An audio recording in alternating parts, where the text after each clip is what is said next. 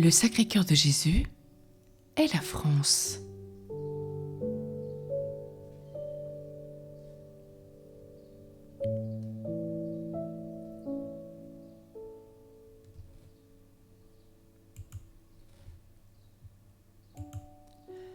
Dieu aime les francs, disait saint Grégoire de Tours.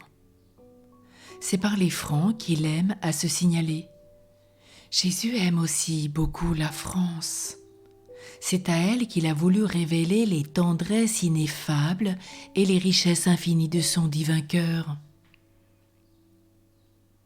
Oui, ce cœur ouvert à tous les hommes, c'est à la France d'abord que Jésus le montre et qu'il le donne. Quel beau et magnifique présent! Quel honneur insigne! Nous pouvons dire de pareil le monial ce que le prophète disait de Bethléem. Elle n'est pas la moindre parmi les cités à cause de l'événement prodigieux accompli dans son enceinte.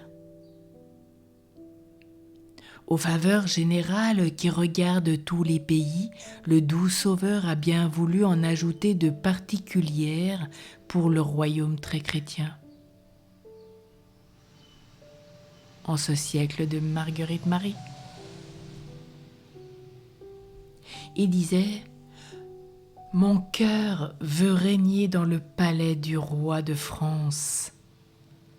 Être peint dans ses étendards et gravé sur ses armes, afin de la rendre victorieuse de tous ses ennemis et de tous les ennemis de la Sainte Église. Je prépare à la France un déluge de grâce lorsqu'elle sera consacrée à mon divin cœur et toute la terre se ressentira des bénédictions que je répandrai sur elle.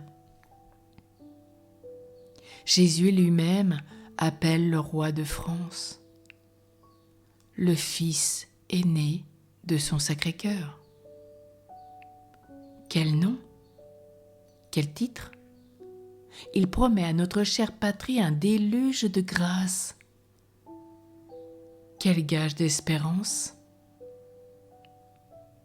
Enfin, la France, qui a été le berceau de la dévotion au Sacré-Cœur, a reçu la mission glorieuse d'en être l'apôtre et le soldat, de la propager et de la défendre dans tout l'univers par la voix de ses missionnaires, par les mandements de ses évêques et par le sang de ses martyrs.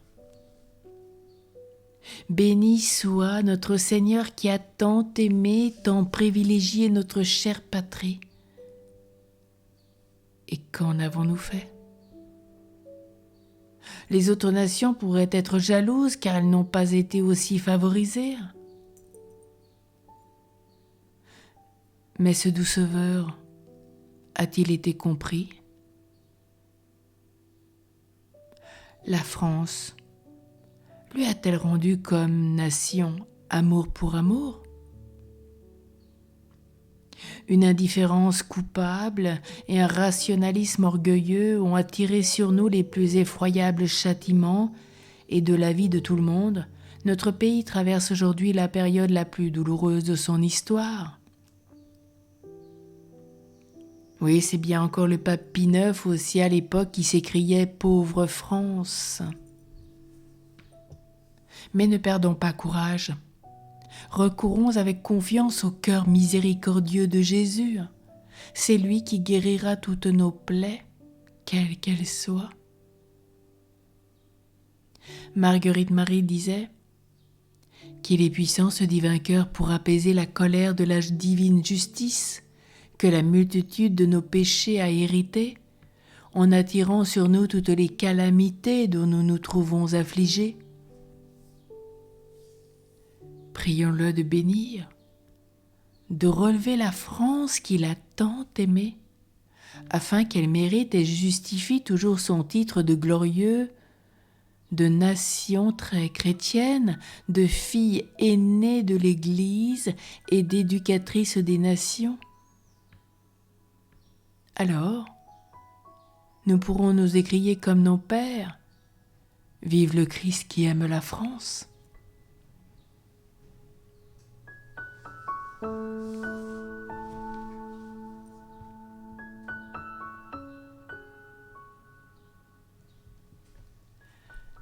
Incarnant.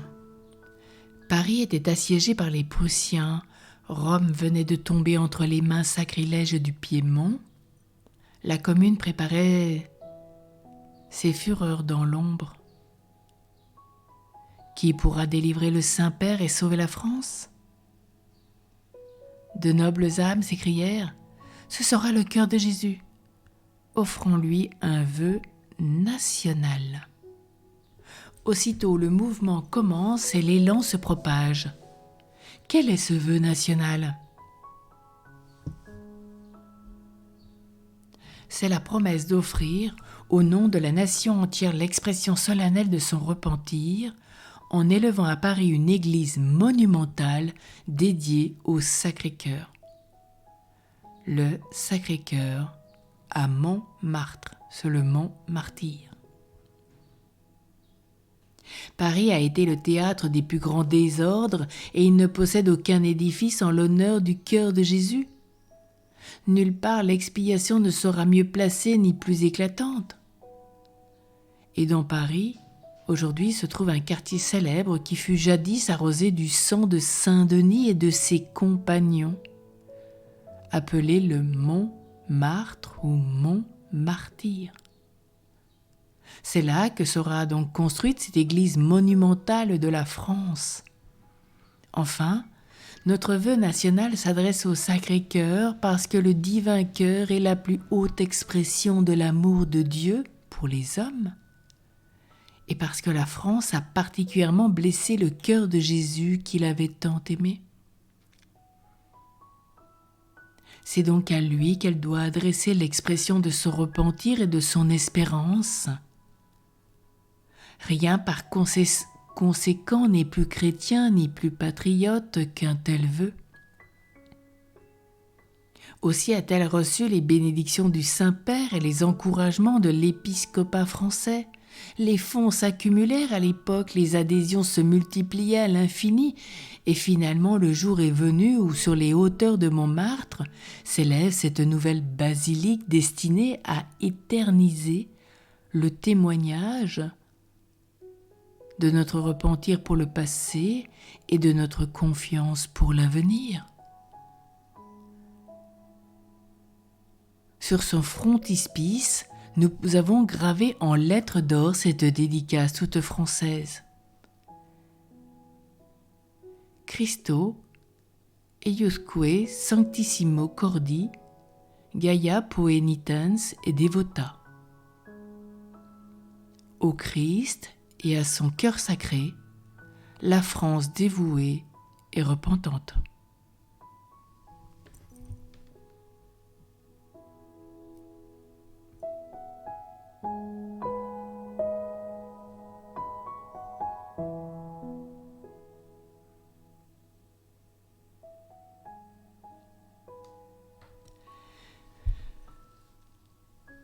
Prions. Souvenez-vous au cœur infiniment bon, infiniment miséricordieux de Jésus, de ton amour pour la France. Souviens-toi des bienfaits dont tu l'as comblée et des anciennes miséricordes pour elle.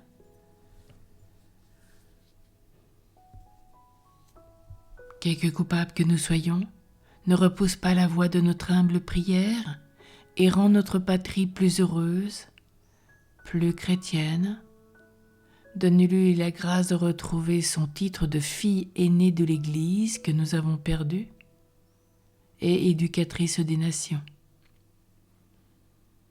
Oh oui, Dieu de clémence, Dieu protecteur, sauve la France au nom du Sacré-Cœur de Jésus.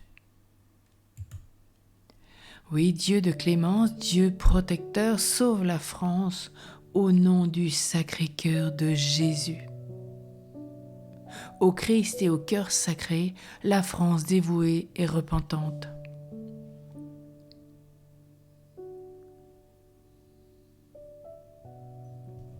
Cœur sacré de Jésus, j'ai confiance et j'espère en toi.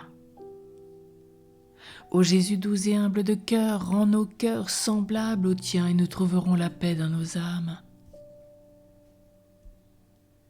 Tous les saints de France et du monde qui ont prié et œuvré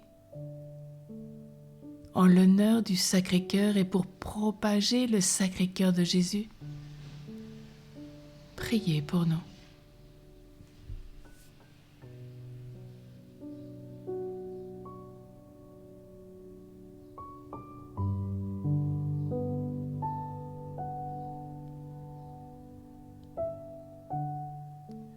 Ce sera peut-être pour nous l'occasion en ce jour de redire ce grand acte de consécration, ce vœu de Louis XIII, consécration de la France au Sacré-Cœur de Jésus.